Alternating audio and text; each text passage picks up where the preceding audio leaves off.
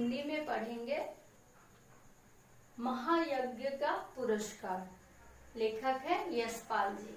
ठीक है, महायज्ञ का पुरस्कार, नाम से ही पता चल रहा है महायज्ञ। पहले जमाने में यज्ञ आदि होती थी। यज्ञ आदि का मतलब गरीबों को दान दक्षिणा देना, परोपकार करना, ये सब पहले की रीत थी। तो एक धन्ना सेठ थे, धर्मपरायण, लोगों को बहुत मदद करते थे।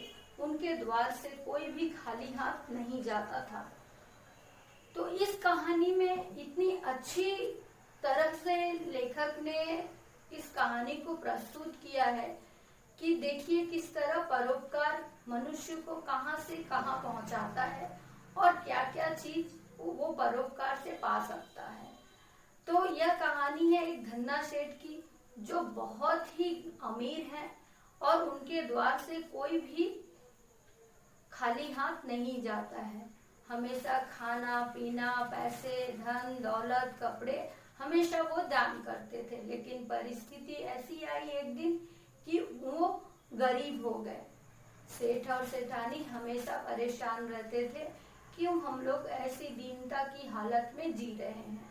तो उन्होंने सोचा कि अपनी गरीबी से तो बचना होगा, क्योंकि पेट में तो भूख लगती है, तो कुछ तो खाना पड़ेगा ना। तो अपनी रोजी रोटी के लिए उन्होंने सोचा, उस जमाने में यज्ञ बेची जाती थी, तो उन्होंने सोचा क्यों ना अपना एक महायज्ञ बेच दिया जाए, ताकि हमारी रोजी रोटी तो चल सके। तो उन्होंने सोचा कि कुंदनपुर में एक धन्ना सेठ रहते हैं, क्यों ना उन्हीं से बात किया जाए। उनके गांव से काफी दूर, 300 कोस मील दूर होंगे। तो सेठानी बोलती है ठीक है, बेच दिया जाए, क्योंकि रोजी रोटी की भी जरूरत है। तो सेठानी आस पड़ोस से कुछ आटा मांगकर 4 रोटियां मोटी मोटी बना देती है कि रास्ते में अगर भूख लगेगा तो आप इसे खा लीजिएगा। तो पोटली में बांध कर दे देती है। सेठ चले जाते हैं। रास्ते में चलते चलते काफी धूप रहती है, वह थक जाते हैं। तो कुछ दूर चलने के बाद उन्होंने दोपहर के समय एक पेड़ की छाया में बैठे और कुएं से थोड़ा पानी लोटा भर निकाल लाए। बैठकर उन्होंने जैसे ही खाना शुरू करने ही वाले थे, तभी एक कुत्ते को अधमरे हालत में देखा, जो शायद भूख के कारण उसकी ऐसी हालत थी। उन्होंने सोचा क्यों ना, मेरे पास तो 4 रोटियां हैं, क्यों ना इसे 1-2 रोटी दे दिया जाए, ताकि वह भी स्वस्थ हो जाए। उन्होंने एक रोटी फाड़ ली और उसके टुकड़े टुकड़े किए, उसे उन्होंने उस कुत्ते को खिला दिया। तो थोड़ी उसको राहत आई, परंतु वह कुत्ता खड़ा नहीं हो पा रहा था। फिर उन्होंने सोचा ठीक है, मेरे पास तो 3 रोटियां हैं, इसे और एक खिला देता हूँ। तो वह थोड़ा और ठीक हो गया। थोड़ा सा खड़े होने की कोशिश करता, लेकिन वह गिर जाता। तो सेठ ने सोचा ठीक है, इसको और एक रोटी खिला दे।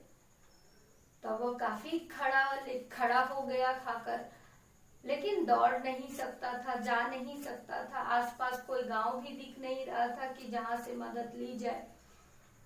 तो सेठ ने सोचा कि मुझे तो कुंदनपुर जाना ही है, वहां मैं संध्या से तक पहुंच जाऊंगा, मेरा गुजारा तो पानी पीकर भी हो जाएगा, लेकिन इस कुत्ते को तो जाना है दूसरे गांव, अगर चल पहुंच गया तो कुछ खाने को भी मिल जाएगा।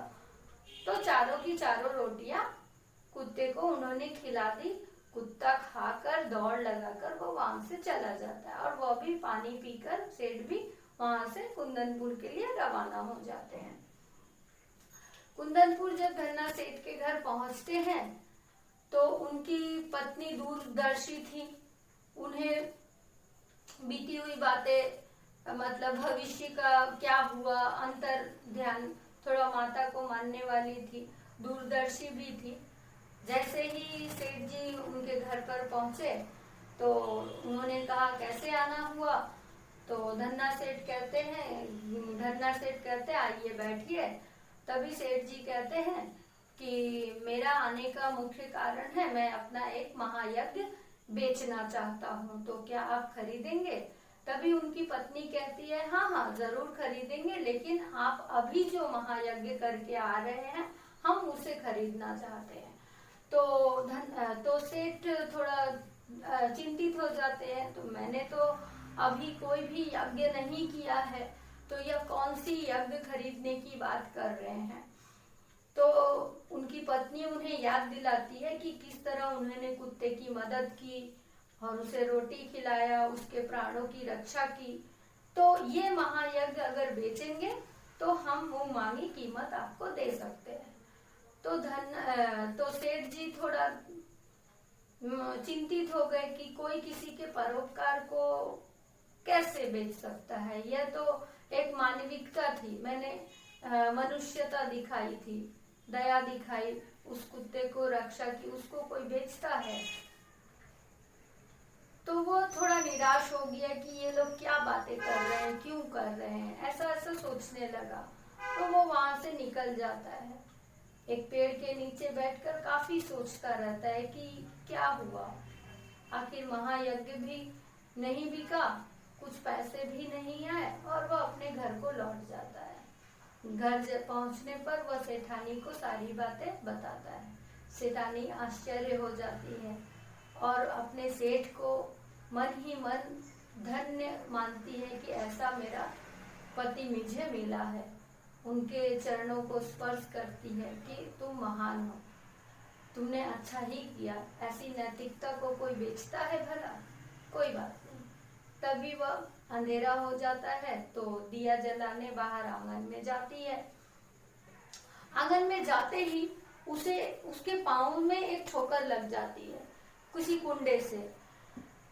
तो वह आवाज लगाती है कि पहले तो यह कुंडा नहीं था, अचानक से यह कुंडा कहाँ से आया। दीपक रखती है और अपने धनी सेठ को बुला लाती है कि यह कुंडा कहाँ से आया अचानक से। तो सेठ जी उस कुंडे को उठाते हैं, पत्थर की रहती है और उसमें एक कड़ी लगी रहती है, कुंडा, उसको कुंडा बोलते हैं। सेठ जी उसको उठाते हैं और अंदर दिया जलाकर देखते हैं तो सीढ़ियां बनी हुई है। सेठ और सेठानी अंदर चले जाते हैं, सीढ़ियों से उतरते जाते हैं। तो उन्होंने क्या देखा, हीरे जवाहरात सब भरे पड़े हैं।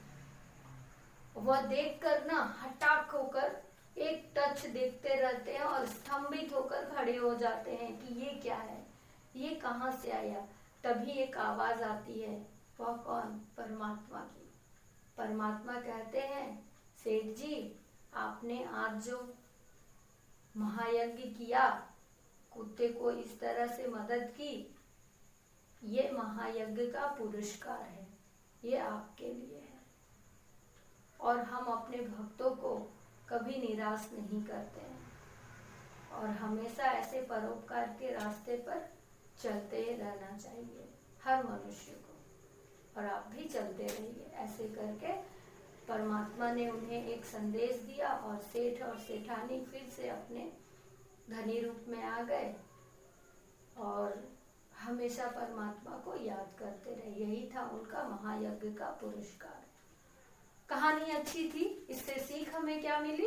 इससे सीख मिली कि परोपकार का हाथ कभी नहीं छोड़ना चाहिए, क्योंकि आप परोपकार का हाथ पकड़ेंगे, परमात्मा आपको पकड़ेगा, परमात्मा आपको देखते रहेगा, आपको हर मुसीबत से, हर संकट से बचाता रहेगा।